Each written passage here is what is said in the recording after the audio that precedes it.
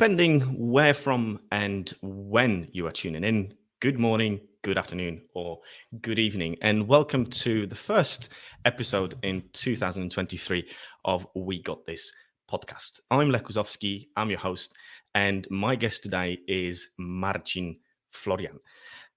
Marcin is a passionate technology focused leader who's focused on understanding the whole of the organization and creating an environment where people can do their best work together, who's basically my type of person. Marcin strives to be an inclusive and compassionate leader who creates psychological safety where failure is encouraged and seen as an opportunity for the team, for the individuals to learn.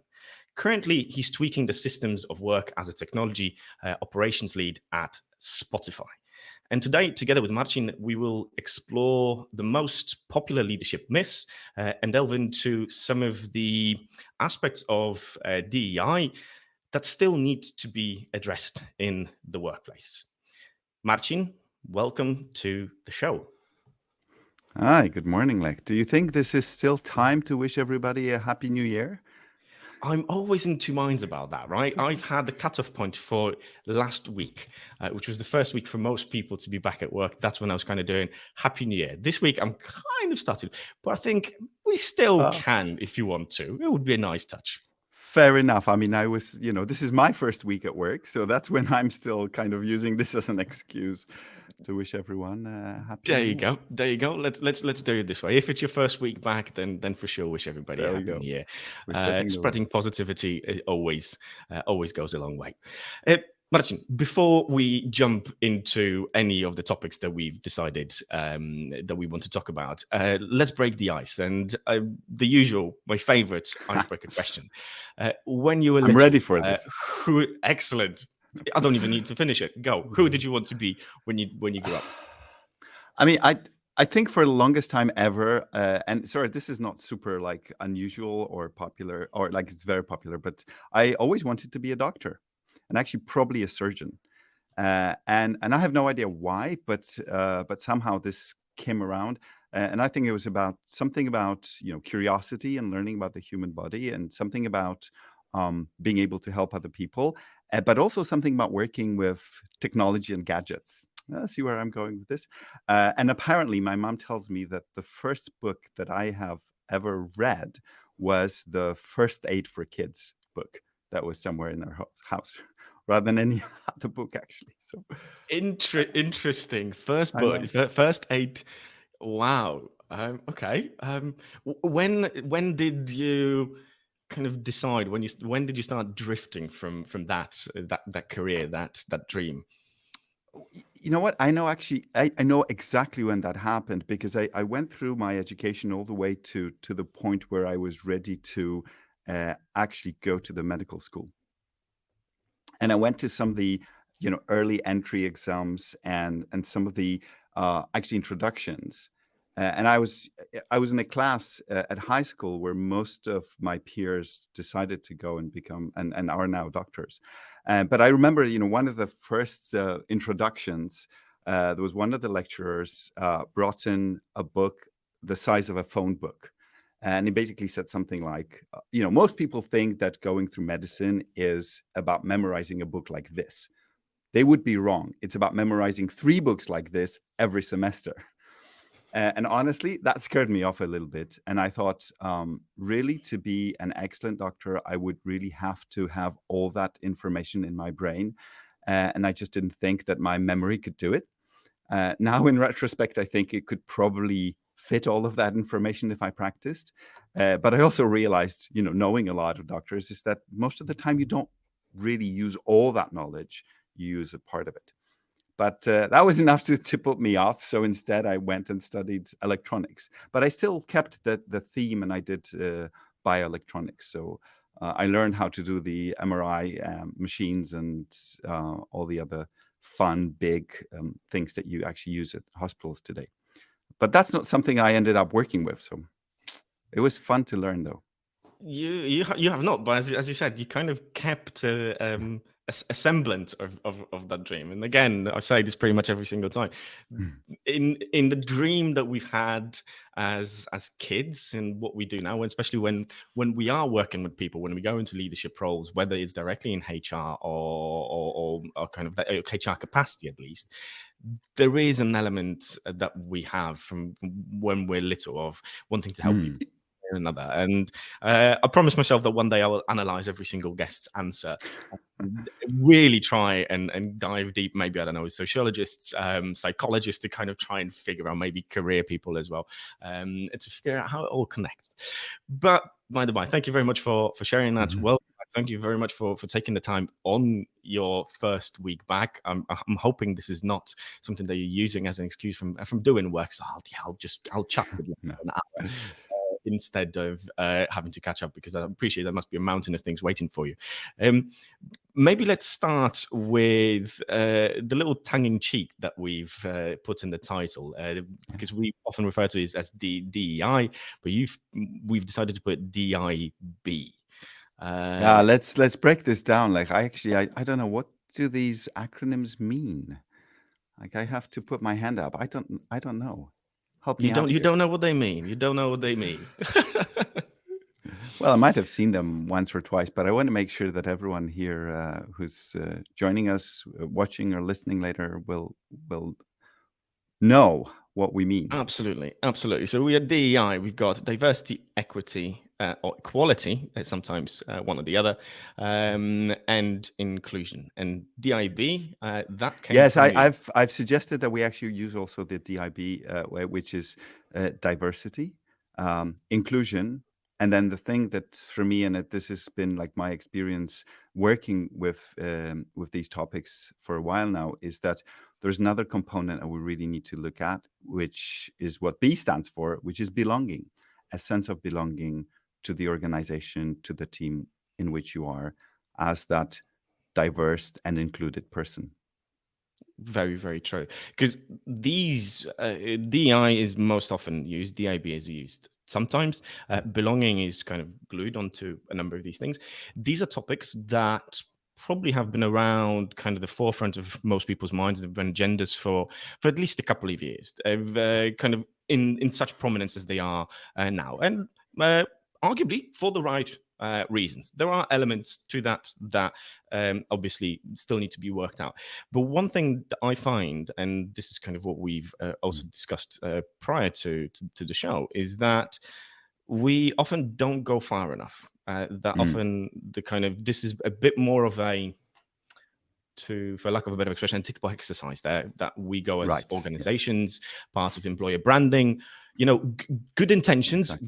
great Yeah. start, but let's take it a level further to the Absolutely. next level. And I think past discussions, past just talking and doing the superficial stuff, let's see what that really means. And this is what we've agreed that we'll try and dive into a little bit more beyond that. And how we've positioned this, how we discussed it, was around, okay, so we've got this, we get more diversity into our organization. Mm.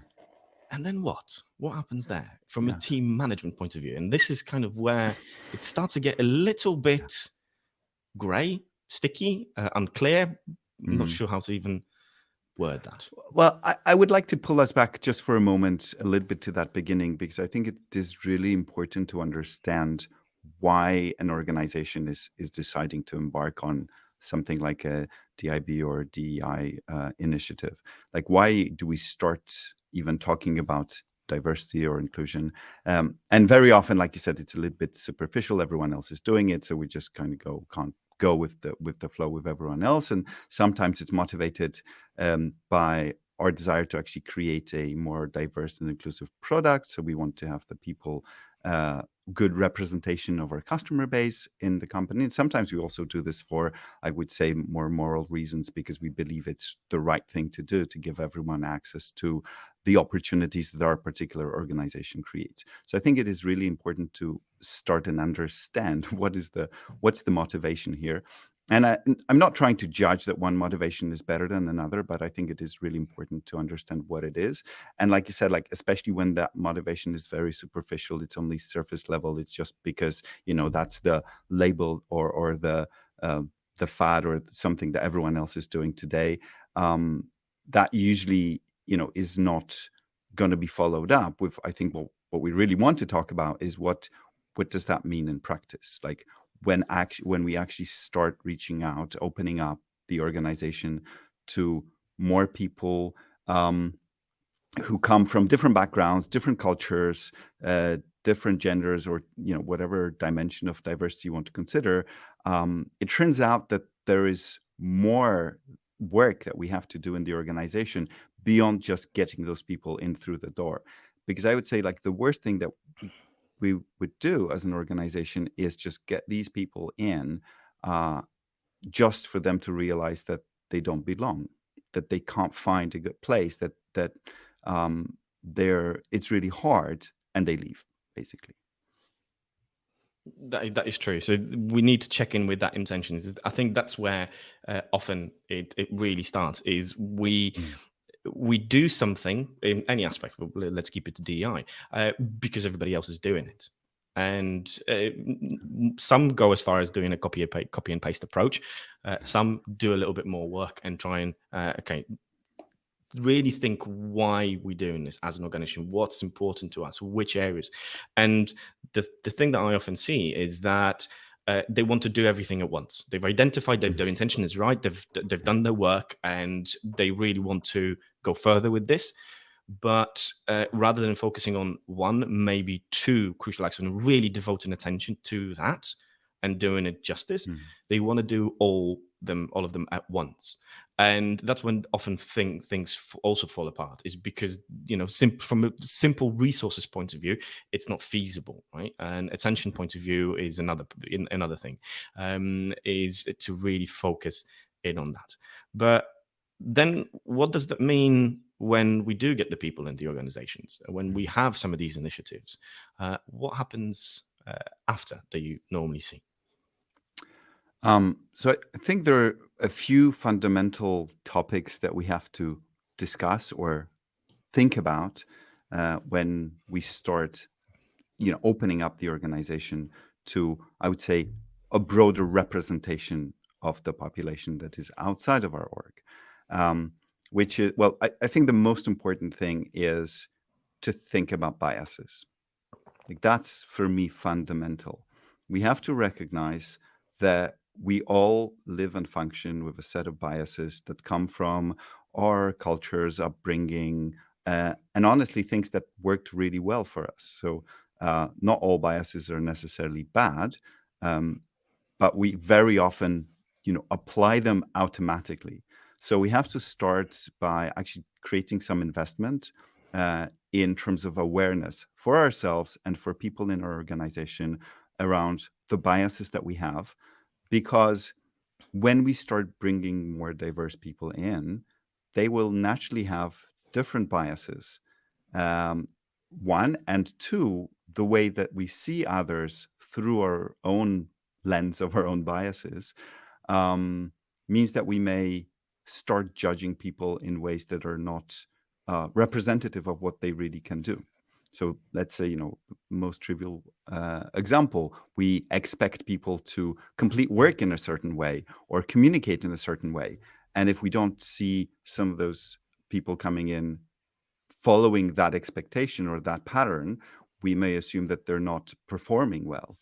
But in fact, they might be performing really well. They're just not adhering to our biased view of what does communication look like. So that's the biases that do you think we have that are rooted within the organization, or in terms of individual leaders?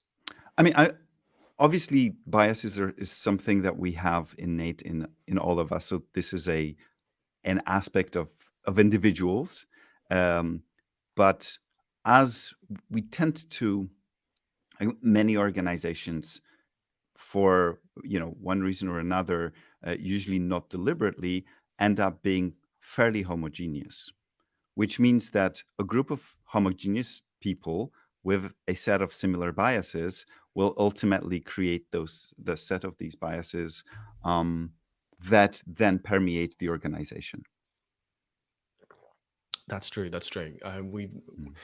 We kind of, to a certain extent, it would be interesting to see how that's changing or how that's evolving one way or another. Now that organizations are bringing more people in remotely, when they are hiring from different parts of not just the country but part of the continent, part of the part of the globe, how does that kind of affect the biases and, as you said, the kind of diversity should technically become greater? Yeah. There are various studies that show, yes, that's what happens.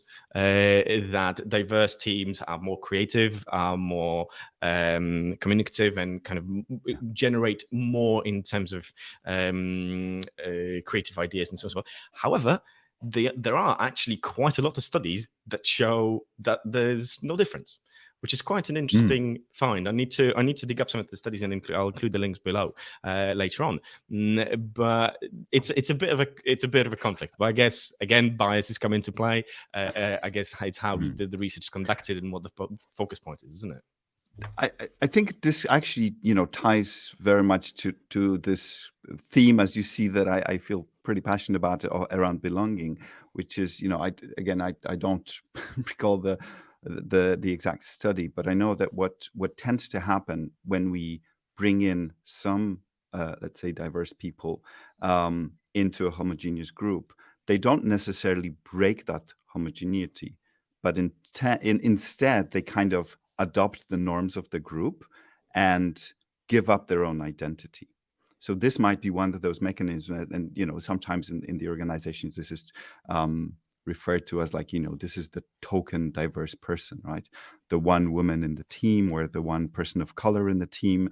They're there just to show that we're diverse, but they actually start acting out of character for their own group that they represent and start kind of more adhering to the norms, which actually, we don't get the benefit, but it actually pretty bad experience for the people that we bring in. So some of the very practical things that we could be doing, we should think about, if, let's say, if we have an organization and we're trying to, let's say, bring more people of color, we could consider whether they should be scattered around the organization where every team gets one, or whether we actually bring them into one or two teams where they have allies around them, where they have the same representation, or that we bring like 2 or 3 women into a team rather than just one, because I mean, that's something that we all crave. Like, we crave representation. We've all seen the change that happens in the culture today, where the works of art and films start including more characters from different backgrounds, and we see what huge impact that has on young people, but everyone really, when they actually suddenly see a person of color or a Hispanic person represented as the main character in the Disney movie, right?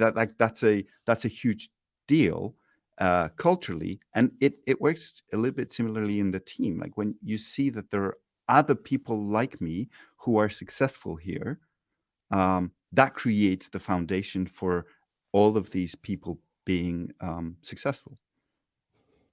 Very true. And No, go ahead, please. yeah, and then that creates, and we talked about some of the positive aspects, but I think everyone already hears that there are like also these challenges that exist. And one of the challenges that I see, and I've definitely experienced that and heard that from people, is that then some of those overrepresented groups or the majority groups can sometimes feel threatened because they suddenly maybe lose some privileges, or it's like the ways they just made decisions before. It was easy, like everyone agreed, we all had the same point of view. It was very quick, and suddenly we bring all those diverse perspectives, and suddenly, like, not everyone agrees. I know in our company, it's when we started, like, everyone in the first 40 people were basically friends from university, from the same class. same background, same age, usually same gender. So of course it was so easy and so fast because everyone had the same kind of mindset, thinking in the same way. Making decisions was easy. Going forward, taking action was easy. And you suddenly start breaking that up. That gets harder. And of course, we know that gets harder for the right reasons if we leverage that. That's right. It gets harder because suddenly the quality of the decisions that we make becomes better because we consider more perspectives. We use more data. We use more points of view. But that is harder. And actually, sometimes it creates conflict, which wasn't there before. And how do we deal with that conflict? Oh, that's a conversation for at least two other episodes for sure. But as you were saying that, and kind of how to, for example, distribute people of color or different ethnicities within the team. Do you kind of because you're right, they often become the token, the poster child for our initiatives. And again, if that's the case, we go back to the first thing that we mentioned: check in with your intentions behind this. But then the other part, the other thing that came to me as you were talking is basically it's like any other growth/change management within an organization, because you said the way Spotify used to be, small organization, and then as you start adding structures, layers, more people join, no matter what type of people, where they're from, it just happens. Okay, now conflict happens again. So it's an additional thing that we just swept under the carpet of not known. Okay, let's pretend it's not there. Let's hope it's resolved itself. No, that's not how it works. Conflict doesn't work that way. Conflict is not a bad thing. It's not something that should be avoided. It's a natural part of a team's and organization's development, or a group of people's development, right? That we need to know. The same thing is looking at everybody, because this is the thing that I'm often conflicted about, and I often see discussions on LinkedIn about it and kind of weigh in on them. For me, we need to raise awareness. You alluded to that point. We need to raise awareness of disparities, lack of equality, lack of equity in all types of areas within the world, not just within the world of work. But for me, it's okay. When is that point that we need to actually go beyond just raising awareness? And it's not action. It's not about still talking about this, but actually showing this, increasing that awareness by doing certain things rather than just kind of going. Because for me, and this is true of any aspect, when you highlight a problem, when you continue talking about what's going on, you focus on the problem, you highlight the differences, you highlight the gaps, not the what brings people together. And this kind of, in terms of gender, in terms of and nationality, where people are from, skin color, and so on and so forth. This is the same. The more we talk about this as such, rather than actually showing through doing, the more, for me, I feel that we're still focusing on, okay, this is the problem, rather than kind of going beyond that. So what does that doing look like? I mean, for me, actually, this awareness is not just becoming aware, but as like all of us taking time to educate ourselves. And I think this is something that I really want to stress, because what I've seen very often is that, especially maybe particularly with people of color, is that they come into the organization, they come in with a bunch of experiences, that lived experiences that are very hard for others to relate to. And we expect them to explain these lived experiences to us. Tell us, what is it like to be a person of color in the US, to be stopped by police and fear for your life every time that happens. This is categories that usually just don't even exist in our brains if we haven't experienced that.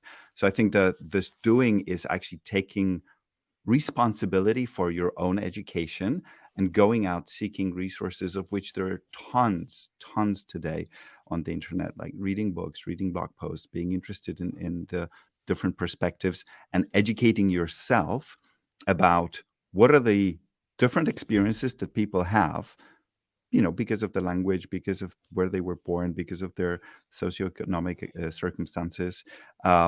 so that we can start empathizing, understanding what is, where is this person coming from? Because ultimately, all of this goes back to a topic that I know you have touched in your show many, many times. So I'll just amplify this again around creating safety for everyone in the organization. I think that's the fundamental aspect that we have to invest heavily in when we are creating any organization, but especially organization that wants to be diverse, is a sense of psychological safety for everyone involved. And maybe this is a good opportunity to think about our other side of the topic, which is, I think that leaders, especially formal leaders, have a huge role to play in creating that safety for the organization and for everyone involved. So how do they do it? That's the $1 million question. And since you're the guest and I'm just the humble host, I'll pass it on to you. No, it's not that it's a hot potato, but I am curious to see and to learn how in your career, not just within your current role at Spotify, but even before that, because you've worked in various places too. That kind of journey that you've been on, it would be interesting to hear a little bit more about that. So where do we start? I think that so maybe I'll actually try to connect that to our other side of the topic around some of the myths that we have around leaders, because I think actually these myths fuel in our organizations this lack of safety. So I think when you become a leader and when you look at what how leadership is talked about, there's a bunch of let's call them like these perceptions or these expectations about leaders that tend to stick. And my kind of one of my favorite ones, and I don't know, lost count of the number of blogs and posts that people have written around, how, for example, being a CTO is a lonely job, or how as you become a more senior leader in an organization, the more alone you become, the more the burden of making all the decisions falls on you, that you have to have all the context. You're the only person who can have all the context. So that's like one of those beliefs that people have. Another one is, so that's ultimately, I'd call this like that this is about leaders, like, or this myth, as I would consider it, although for many people it's reality rather than a myth, that leaders work alone. Another one would be that leadership is about control, about making sure that we control what's going on in the organization, and we have everything on top. Another one is about leaders not showing emotions. That it's actually, I mean, this is kind of my pet peeve almost, is that it is not professional to show emotions at work. I've heard this so many times, and initially I thought like, oh, this is so smart. Of course, that's the right thing to do. But over time, I learned that this is actually nonsense. I'm sorry, this is bullshit. And then the reason it's bullshit is because as human beings, we all have emotions. And those emotions exist whether we want and like them or not. And when we try to hide them, what happens is, first of all, we have to invest a lot of mental energy in keeping them away from others. But we can't keep them forever, and eventually they burst out, and they burst out in either acts of aggression or people burning out or something else happening. So these are some of the things that are, that people believe, that, we could rephrase from leadership myths to limiting beliefs about what that means to be an appointed leaders. Another one of those limiting beliefs or myths would be that leaders have all the answers. And now, like, if as a leader we come with all these beliefs into an organization where we try to create safety, we're doomed to fail, because one of the fundamental ways in which we can make it safe for others is by being role models and modeling things like not knowing, or things like asking for help, or being vulnerable, talking about our own failures. talking about our own weaknesses. Um, and this is, yeah, so that's the big transformation that I have been seeing and really trying to promote and encourage, because ultimately that creates a more humane environment for everyone in the organization. And then that's regardless of whether we have a more or less diverse team.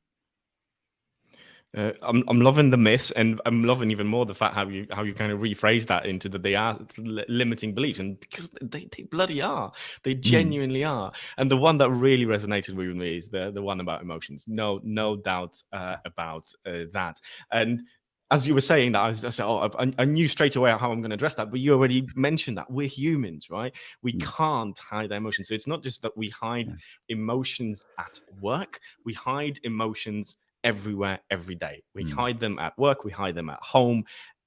It's not feasible. And what you were talking about, that it basically requires a lot of energy to hide these emotions, is part of what I often refer to as doing a second job. If we look at it in the context of work, is because you're hiding your emotions, you often go beyond that. You're hiding parts of yourself. Again, if we Yes. link this back to DEI, DIB, is that we're hiding parts of our personality, parts of who Yes. we are, who we feel that we are, that we can reveal ourselves, no matter what that be, whether it be anything to do with your sexual orientation, or your potential, you want to change your gender, you want to you don't feel like you can talk about your religion openly because you're from a Yes. different part of the globe, right? This all requires a lot of energy that we need to Yes. expand Yes. on I doing mean, you that. have to filter yourself. You have to control, like, okay, Exactly. is this thing that I'm about to say, is that going to reveal the fact that, I'm a Christian or I'm a Muslim? I don't know. Yeah, you're absolutely right. I really love the way you phrased this as the second job. That's the second job we shouldn't need to be doing. But I think it is very important to recognize that, I mean, sometimes we're doing all of this because we have to believe that this is, I'd say, like creating some sense of safety for us, in not in a sense of psychological safety, but in terms of protectionism. So we believe that this is how we protect ourselves from being hurt or exploited at work. Because if we reveal a weakness or a different point of view, that may be taken advantage of. And I think this is where, I want to mention, one very important practice, or an approach that uh, is is always really super important for safety, for inclusion, which is, and that really is a super important role of leaders, which is setting boundaries. It is extremely important to say what we tolerate in the company and what we don't tolerate. And I think, most organizations have these boundaries set in terms of policies usually. But very often these policies are just, like shoved into the corner of, like, this is the HR job. You just have to read the policies when you start, and that's all that you have to worry about. You just sign off on them, and that's it. That's the extent to which they exist. Um, and really, that's not enough. Like, these policies have to be written in a language that is not accessible to lawyers, but that is accessible to everyone that works in the organization. They need to be rules about the conduct that we expect from each other. And that's one part of the puzzle, usually the simpler one. The other part of the puzzle, and this is something that Amy Edmondson talks about in the context of psychological safety, which I really borrowed from her, I really love, is that I think she phrases this as like, transgressions of these boundaries have to be punished. People have to be held accountable for breaking the rules that we all agree to. And that's something that I have seen in the past so often lacking in organizations, where, I don't know, you could say, there's this senior executive who always makes, I don't know, sexually charged jokes. And everyone's just accepting this, even though we have this, like, I don't know, conduct policy, which says that that's not appropriate. But yeah, there are lots of things like this, and it's not just about those big things where people actually, break the big rules, but it's about the everyday behaviors. Things like, do we interrupt others when they speak? Right? How often do we do that? And who interrupts whom? And if people interrupt each other, is there someone who calls this out? And unfortunately, usually, and I'm going to raise my hand for having done this in the past many times, as the most senior leader in the room, I tend to be the one interrupting others rather than what I should be doing is to be looking out for people being interrupted and making sure that everyone's voice is heard, for example. I didn't want to interrupt you as you were saying that, know, because see? for me it's also Good the there. how you do that, right? Sure. Because I'm often and I know this is part of my personality. I tend to be impatient. In sense, when I know or I assume or I've got an inkling what the person's going to say, I kind of want to jump in and address that ahead of time to kind of redirect that conversation, and that's something for me to work on for sure. But then there's another interesting point of what you said is, as a leader, you should be monitoring, how to amplify and maybe stop other people from interrupting one another. But then, where's the line between that and keeping, for example, a meeting on track and not letting the meeting kind of go sideways, or the conversation go off point in one way or another, and not be as productive then? Where does kind are of we the going to talk interrupting come about in there? effective meetings now? That's a different topic. Oh I Christ, believe. no, I don't want to go there. I don't want to go. No, I know wait. what you mean, but it's just to touch upon that. I mean, That's it's for simple, me. really. You have a goal and have an agenda that 90% of meetings don't have, and then it's much easier to say, well, like today we're not discussing this topic. Let's discuss this in another meeting. Like if we don't have clarity on why we're together, it's so easy to digress. But I think it's a little bit about preparation, and I have to say, like our experience of the last 2 years of pandemic has shown something which I think is an important lessons for organizations to take. And I'm going to, loop it back to what you just asked about, like, how do we get something like a meeting going? And that was, we've seen the pandemic basically disrupt tremendously so many organizations. And we've seen organizations do better or worse. I think in general, like most organizations did better than people expected. But we've definitely seen that the organizations that did the best were the ones that were prepared. And they weren't prepared for the pandemic because there was no way of knowing that there's going to be a pandemic, but that they were prepared for changes in circumstances or dealing with uncertainty. So I'm going to take it back to this, idea of a meeting and not interrupting people. This is something that you can actually have an agreement around. Like, how do we? It could be as simple as agreeing on a set of hand signals that we want to use in a meeting to interrupt someone else. And I'm sure many of you have been, in those in the big events, conferences, when someone raises their hand, and then everyone else who noticed that raised their hand, and suddenly within 20 seconds a room 300 people gets quiet, right? Just by one person raising a hand and everyone else understanding that when you see a hand raised, you stop talking, you raise your own hand, and these kind of there's a lot of, again, content on the internet around like these practices, these gestures that you can introduce into your organization. This is just about agreeing our ways of working. It's almost like creating a protocol for ourselves that will allow us to have that conversation, not interrupt each other, but actually get to the point. Mm-hmm. I was smiling as you said that about raising the hand, and all of a sudden the room falls quiet. It took me back for probably about 15, 18 years into the past, when I used to be an English teacher, and I used to teach kids at school, primary school and secondary school. And the thing, the technique I always loved, and sometimes actually utilized until today, is when you've got a rowdy group and you want to start the lesson, you just stand there at the front of the classroom quietly. You don't move, you don't say anything each way. And usually within 30 seconds to a minute, everybody quiets down, and then you can start.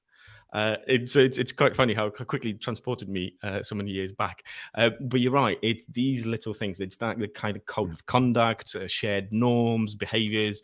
It's something that we agree on how we do these things. And I There think is so. I'm just going to Go ahead. jump in for a second here, interrupting you. But there you go. I mean, it's so natural. We all do this all the time. There is a really good resource that I think we can link to this episode later, which is Liberating Structures. Love that. So if people haven't heard about this, there's a wealth of actually some of those really very tangible small practices that you can use to create, some of those, let's say, protocols. Mm-hmm. I'll include the links for that. One of my favorite ones is I think it's 1, 2, 4 all. Yes. It's when you go a meeting, you give everyone a minute of individual reflection, 2 minutes in pairs, Yes. 4 minutes in a group, in fours, group and of then 4 usually if you can entirely. for that, It's for that website's full of them. I'm definitely going to be including the link to that. It's a fascinating read. There's actually a question that that came through from Sam from the audience, and here it is. Marcin, do you have any thoughts on how to design those decision-making processes to make them efficient in including all points of view, minimizing conflicts? This kind of takes us back probably about 5-10 minutes in our discussion. Yeah, of course. So I'm going to start at the end of this question because I want to highlight that minimizing conflict is not the goal, or should not be the goal. It's about creating productive conflict. Like, conflict is basically a sign that we have different points of view, and having different points of view is generally beneficial, and we want to leverage that. But it's about knowing how to disagree respectfully. And there are many ways, again, the whole body of knowledge here. But one of the most obvious ways in which we can do this is remember to talk about the content, not the person, right? Don't make it a personal attack, because that's just so easy. But going back to like how do we design those meetings, those decision-making structures? Well, I would start by saying that there isn't one. And I think that's a pitfall in which a lot of organizations tend to fall. Decision-making, or ways in which we can make decisions, is really a spectrum. And, that spectrum goes from authoritarian decision-making, where one person makes all the decisions, through to consensus decision-making, where we only make a decision when every single person in the room agrees. I tend to favor something which is, a little bit in the middle, which is consent decision-making, which is we all agree to try this decision, and then we allow people to voice, let's say, veto. Like, unless we all agree, like, is it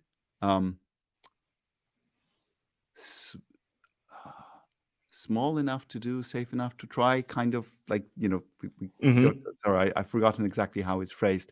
But that's where, like, everyone has an opportunity to voice their concerns, but ultimately they're committing to trying something out. But as I said, like, there's a spectrum, and what is important is to be explicit. Like, as a leader, you want to go into a conversation with your team and say, here's the decision we need to make. I will make this decision. This time it's going to be that model of decision making. But before I make my decision, I want to hear your input. And it's just going to be your input. And I'm going to tell you what the decision is that I'm going to make, but we're not going to be discussing it. Here's another decision that we need to make, and I want us to make this decision unanimously. This is a menu that is available to us, and we have to use it, and we want to use it deliberately. Maybe some of the decisions, I can give you an example of something that I've seen done in our organization a few times. And I've seen this done differently elsewhere. reorgs. Yeah, and that's a very classical organizational decision. It's when we want to change the organizational structure, where do people go? What are the new teams? Who reports to whom?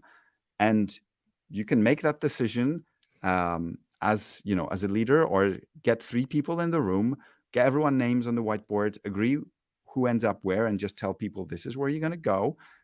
And then what you have to follow up with usually is change management. You have to explain why you made these decisions. Or you can do a more participatory decision making around a reorg and say, here are the constraints that we have. Here is the desired outcome that we want, which is like, we have 7 teams today. We need 12 teams more aligned with the product direction. Go and self-organize in which team you want to be. And by the way, here are the constraints. No team can be, larger than 5. No team can be smaller than 2. These are the skills that whatever, like these constraints you have to be explicit about. But then suddenly when people participate, and by the way, when you do this as a leader, it doesn't mean you're giving up your authority or your power, because you can still go and say like, okay, you've made you suggested a team of 3 here. Here are the reasons I don't think that team will work. So we have to find a different outcome. But ultimately, and that takes more time, and it gets, you have to include people. But, maybe instead of making that decision in one afternoon behind closed doors, it takes a week to make. But at the end of that week, everyone's already bought into it. And from day one on next week, everyone starts kind of adopting and working in the new teams, as opposed to, it taking weeks and weeks for people to understand, why did I end up in this team? Why am I supposed to be doing here? How was this decision made? And people feeling resentment because they weren't included. Yeah. No, you're right. First of all, what you described just there, self-organizing. If for whoever's interested in this topic, reinventing organizations with Frederick Laloux, that's the starting point. And if you really get into that, that's probably, you've got enough reading material for a year just in that one book, if you want to analyze it in and out. I also spoke to Mara Farouk about this. She set up an organization in the UK, a few thousand people strong, and they've over a period of time, over a number of years, they've moved to organizing, self-managing teams. Fascinating case study as well. The decision-making point that it really got me, because that's something that I actually often work with, because I help clients develop culture books.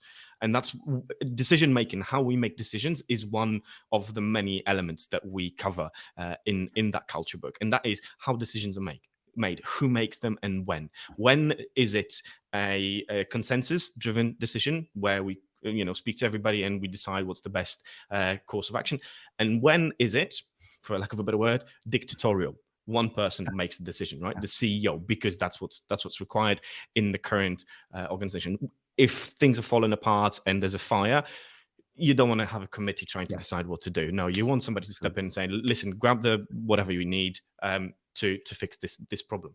And that's fine. It's the intention that matters, and the awareness of how this is all happening is so important. And I actually think consensus, because the decision made by consensus, we strive for consensus, which I think often is a fool's errand, because we're trying to get 100% consensus. Not possible.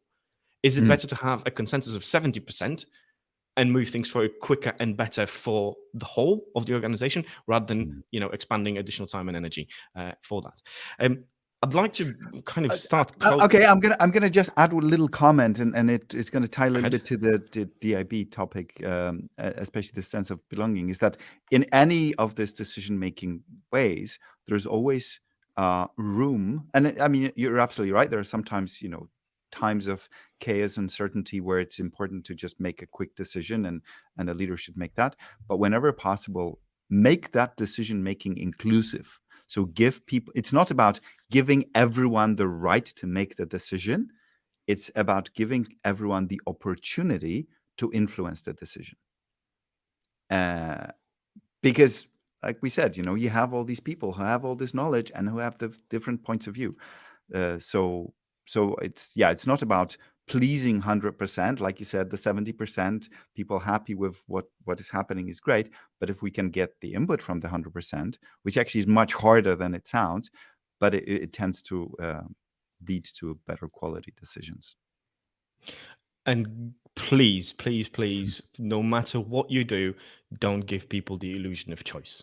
Because Martin, what Yes. you've just said, I've seen this so many times. Yeah. First-hand experience as an employee. Nothing pissed me off more, to be brutally honest, Yeah. than being given an illusion of choice. And what I mean by that is you're asking people an opinion of what should be done, when in reality you already know the decision's been made, and no matter what people say, it's not going to change. Yes. Oh, absolutely. It's Yeah. just like, That is something that is really undermining the sense of both belonging, but the sense of safety for people as well. When this is, yeah, well, like you say, I mean, it's people see through these things, right? People are smart and usually have been in these different organizations for a while, so they pick up on these yeah, things. yeah. Uh, And if you unfortunately have this situation, and you wonder why people are not engaged and why people are not jumping on board and being happy and delirious with the changes they mean, mostly because you've given them an illusion of choice in the past, and then they go kind of, okay, what else is new? No matter what we're going to say, what we're going to do, it's not going to change things. It's one of the components. I'm not saying it's the sole reason for that, but it's one of the major components behind such an attitude. If your team is facing such issues, if you're detecting that in the organization, again, look to yourself as a leader to see how you potentially contributed to that with, as we said, an action of giving people an illusion of choice. Yeah, and sometimes it's actually also about how we communicate some of those decisions, because it's people don't read minds, as one of my favorite agile coaches used to say. So maybe in our decision we actually have heard some of the voices and have considered these points of view, and we decided for a good reason not to include them. And that, if we don't communicate it back, then that's when people assume, okay, well, then my voice was ignored, or it didn't matter what I said, when in fact it might have mattered and it might have changed something, but you just don't know about this. And this is, again, one of those, if we want to go back to the leadership myths about, leaders tending to not work in the open. And there's a way to do that, to be more open about why we made certain decisions, where they came from, what was the thinking behind them. Marcin, as with pretty much every single guest, we could go on for hours, I'm days sure on we end. could. We could, because there's so many side topics and that we could, and threads we could pull on, tangents that we could go, rants that we could have. I've got plenty. But let's maybe park it. I don't want to. In a way, I don't want to put a full stop here. I want to put a comma for the time being. We can pick this conversation up in the future, but not just because it's the start of the year, but I'm genuinely curious. What is it that you're really excited about? You're looking forward to in the next few months that you've got coming up? Okay. So first, I'm going to actually pull out a thought that I parked in my brain that I wanted to maybe a little bit add to this, like finishing this topic, which is that when we do all of these things, we try to get people involved in decisions, especially when we have diverse groups, when we have different points of view, we have these conflicts, we're going to get it wrong. And what we have to know is that it's okay to say, I'm sorry, I screwed up. So don't forget to apologize when you did something wrong, which will happen, which is harder than it sounds. Absolutely. So now with that, looking forward to the future. So I mean, there are so many things that are happening, and I usually tend to follow 100 threads for myself. But the thing that I'm most excited about in the coming year is the work that I'm doing with my current team right now, which is actually touches quite a lot on the decision making, and then another aspect of decision making, which I'm passionate about, and we're trying to improve, which is using not just everyone's judgment and opinions and different perspectives in decision making, but also using data in decision making. So I work with a small team where we're trying to pull data about how the organization works at very different dimensions. Like what's the I don't know what's the from very like practical HR data. How many people we have in which team with what skills, to how many we work with IT. So how many systems do we have? How big they are? What languages they're written in? What's the health of these systems? Through what are the like some of the I don't know, more softer scores for how people feel, some of the engagement scores through a bunch of survey results. How could we pull all of that data and make it into something that is actionable for leaders when making decisions? Because I think that is, especially in the larger organizations, and as our organizations become large, it is impossible to understand them purely by just talking to people and getting opinions. And even if we do that, and if we make some changes, we want to make sure that we know if these changes are or aren't successful. And for some things, it's perfectly okay to just say, okay, it looks like it works. People are happier, or this is some works. Some things like work more smoothly, but for many things, we actually want to say like, are we faster? Is it easier? Does it take less time? Is the quality of our decisions better? Are the metrics that the business cares about improving? So that is something that I'm really hoping to crack this year, and I'm pretty sure I'm not going to come even close to cracking it, but really hope to create that foundation of being giving our leaders that the extra information for making better decisions and for evaluating the decisions they made in the past. Definitely a hard nut to crack in Yes. terms of data, because we've got so much of it Yes. that we often don't know what to do with it. I wish you all the best. I'm smiling to myself again because you've given me an amazing